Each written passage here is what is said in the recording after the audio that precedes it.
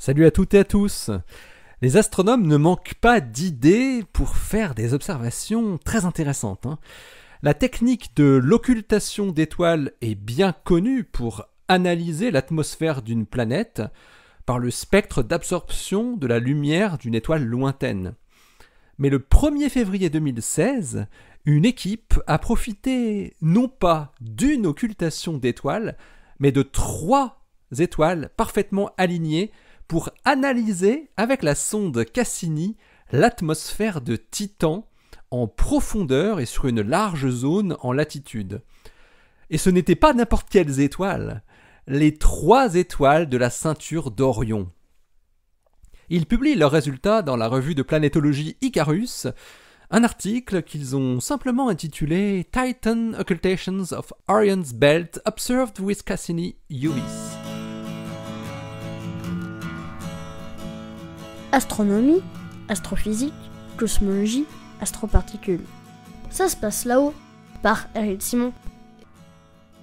C'est avec le spectromètre ultraviolet UVs de Cassini que Roger Yale de l'université de l'Arizona et ses collaborateurs ont fait ces observations uniques. Les étoiles Zeta, Epsilon et Delta Orionis ont été occultées ensemble par l'atmosphère de Titan, ce qui a permis de déterminer les propriétés atmosphériques simultanément à 3 latitudes différentes, éliminant ainsi toute incertitude associée aux possibles variations temporelles.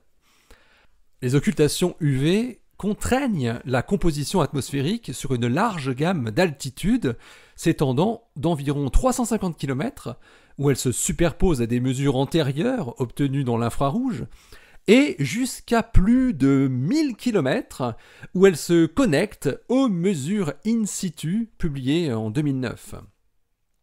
Et des occultations UV simultanées à 3 latitudes permettent d'étudier plusieurs aspects de la circulation globale et de la distribution des espèces photochimiques sur Titan. Les gammes d'ultraviolet observées par Cassini avec son instrument UVIS sont d'une part l'ultraviolet lointain, ce qu'on appelle le FUV pour phare UV, entre 191 nanomètres et 111 nanomètres de longueur d'onde, et d'autre part l'ultraviolet extrême, ce qu'on appelle le EUV, Extreme UV, entre 118 nanomètres et 87 nanomètres. Les occultations ont été mesurées seulement en sortie des étoiles du disque de Titan. Yale et son équipe précisent que le signal est devenu apparent à des altitudes d'environ 350 km et l'atmosphère est devenue totalement transparente à des altitudes supérieures à environ 1400 km. Mais les mesures se sont poursuivies jusqu'à des altitudes supérieures à 4000 km pour obtenir un grand nombre de spectres non atténués de manière à évaluer les performances du spectromètre et aussi et surtout de mesurer avec précision les spectres stellaires servant de référence non atténués. Delta, Epsilon et Zeta Orionis sont toutes les 3 des étoiles chaudes avec des spectres de type O95, B0 et O95 respectivement. Et elles sont donc d'excellentes sources dans les longueurs d'onde FUV et EUV. On sait que Epsilon Orionis est variable, mais sa période est de plusieurs jours, bien plus longue que la durée des observations de l'occultation. Les 2 autres étoiles peuvent également être variables, mais sur des échelles de temps encore beaucoup plus longues. Il faut dire que les spectres dans la gamme EUV ont été enregistrés avec une cadence de 6,75 secondes et seulement 2,65 secondes pour les spectres FUV. Ça se traduit par un échantillonnage en altitude, en EUV, qui varie entre 7,96 km et 8,47 km. Ça varie légèrement en fonction de l'altitude considérée. Mais comme les spectres sont ensuite moyennés 4 par 4, cet échantillonnage se ramène à un découpage en altitude compris entre 29,7 et 33,9 km.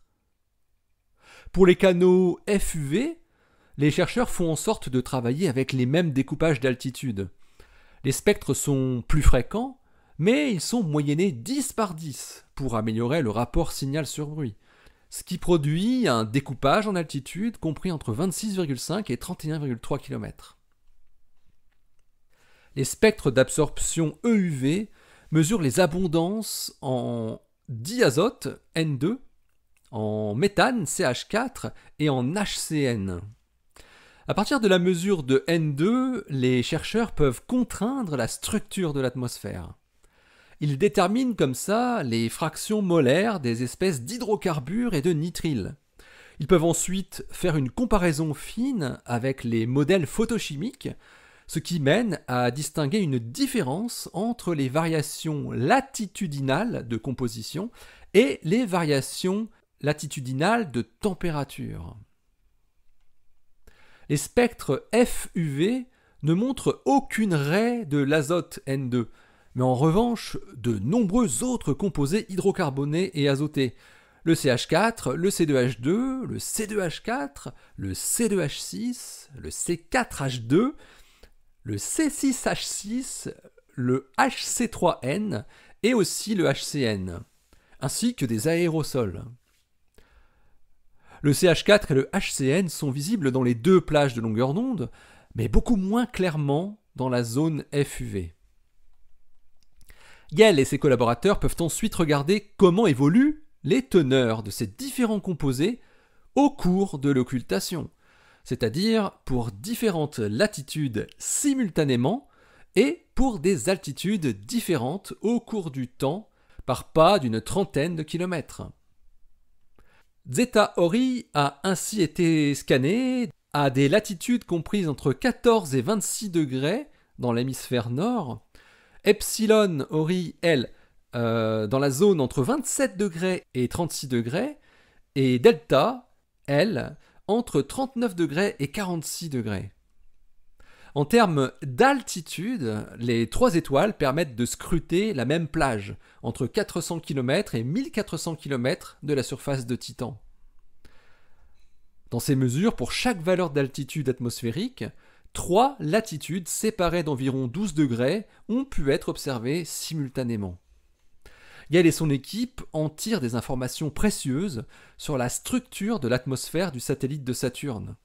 Ils déduisent l'existence de variations significatives en latitude pour C2H2, C2H4, C4H2, les aérosols et la température. Plus de 50% de variations entre ce qui est obtenu avec Zeta Ori et avec Epsilon Ori, à une altitude entre 500 et 700 km. Ces variations fournissent selon eux des indices sur les schémas de circulation atmosphérique globale de Titan. Les résultats de ces mesures ne sont pas tous cohérents avec les modèles photochimiques théoriques. Les abondances en C2H2 et en C2H4 sont surestimées par le modèle de plusieurs dizaines de pourcents par rapport à ce qui est observé, à une altitude correspondant à une pression supérieure à 10 puissance moins 5 hectopascales.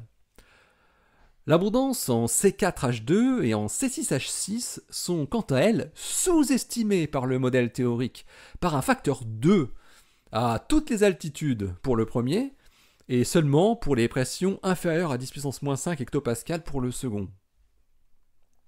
Yale et ses collaborateurs ne trouvent par ailleurs pas de signe de variation de la fraction molaire du méthane, le CH4.